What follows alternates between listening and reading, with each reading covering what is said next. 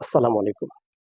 সুপ্রিয় দর্শকবৃন্দ, আমরা আজকে জানবো দুর্য দ্রুত বীর্যপাতের সমস্যা সমাধান নিয়ে এবং এটার উপায় কি? এই জিনিসগুলো আমরা জানবো। ম্যাক্সিমাম পুরুষদের ক্ষেত্রেই এই সমস্যাগুলি ইদানিং বেশি হচ্ছে। তো ইয়াং জেনারেশন থেকে শুরু করে মধ্যবয়সী সবারই এই সমস্যাগুলি বেশি দেখা দিচ্ছে। তো এটা থেকে পরিত্রাণ পাওয়ার উপায়টা কি? তো ঠিক আছে, আমরা মূল আলোচনায় আসি। সুপ্রিয় দর্শকবৃন্দ, প্রথম যে আমাদের সমস্যাগুলি, পেশেন্টের যে সমস্যাগুলি আমরা বুঝতে পারি, সেটি হচ্ছে মাইন্ড। মাইন্ডটা হচ্ছে আমরা ঠিক করি না, না করার কারণে এই সমস্যাগুলি হয়। প্রত্যেকটা জিনিসই আপনাকে চালাইতে গেলে আপনার মাইন্ডটা ঠিক করতে হবে। আপনি যখন আপনার বিবির কাছে যাবেন বা আপনার স্ত্রীর কাছে যাবেন, আপনার ওয়াইফের কাছে যাবেন, আপনার প্রিপারেশনটা থাকতে হবে। হুম, দুজনের সময় থাকতে হবে, প্রিপারেশন থাকতে হবে এবং যাওয়ার আগে পরে কিছু যে কাজ রয়েছে এইগুলি অবশ্যই মেনটেন করবেন। আমরা কি করি? ধর মোর মুরগি কর যাব, গ্রাম্য ভাষায় কথাটা বললাম। তো এই যে কাজগুলো যেটা আমরা করি, এটা আসলে পুরোটাই ভুল থিম। আমাদেরকে ওইভাবে তাকে তৈরি করে নিতে হবে। এরপরে হচ্ছে আমাদের অ্যাকশনে যাইতে হবে।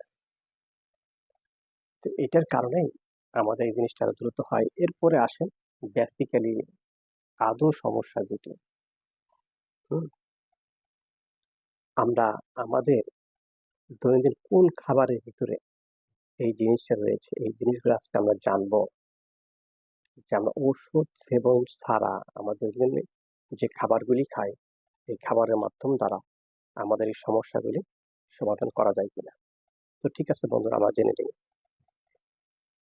প্রথম আমরা যেটা বলবো সেটা হচ্ছে জিঞ্জার বা আদা, যেটাই বলেন না কেন, আদা।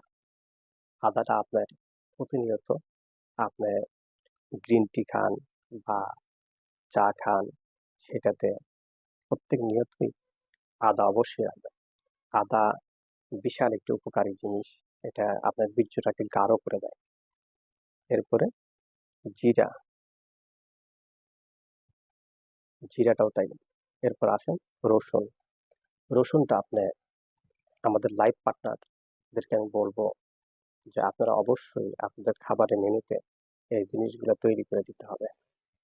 একজন পুরুষে কমসে কম দিনে 2 থেকে 3 কোয়া রসুন খাবেন। এরপরে হচ্ছে মধু। মধু এমন একটি ঔষধ যেটি ভাষায় প্রকাশ করার মতো না। মধু একদম ফুলের নির্যাস থেকে যে জিনিসগুলি তৈরি করে দেয় আমাদেরকে, আমাদের মানবদেহের জন্য বিশাল উপকারী একটা জিনিস। প্রত্যেকে মধু খাবেন। এরপর আসেন ডিম। ডিমেতে প্রচুর পরিমাণ ক্যালোরি, আয়রন, টেস্টোস্টেরন রয়েছে। হ্যাঁ, এই জন্য অবশ্যই আমরা ডিম খাবো। এরপর আসেন অলিভ অয়েল। তারপরে হচ্ছে তরমুজ। তরমুজে প্রচুর পরিমাণ আপনার টেস্টোস্টেরন রয়েছে এবং এটা বীর্যটাকে গাঢ় করে দেয়। হুম, এরপর আসেন কালো জিরা।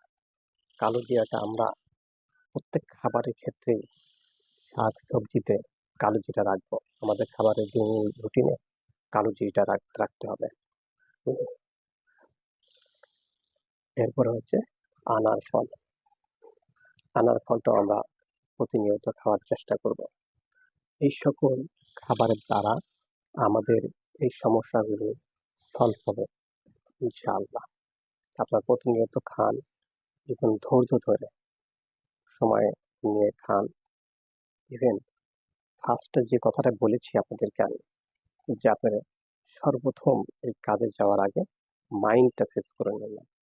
তাহলে ইনশাআল্লাহ এটা কোনো রোগই না, ঠিক হয়ে যাবে ইনশাআল্লাহ। তো ঠিক আছে, দেশ ও দেশের বাইরে যারা আমার আলোচনাগুলি শুনলেন, প্রত্যেকেই আমরা মেনে চলার চেষ্টা করব। ভালো থাকবেন, সুস্থ থাকবেন।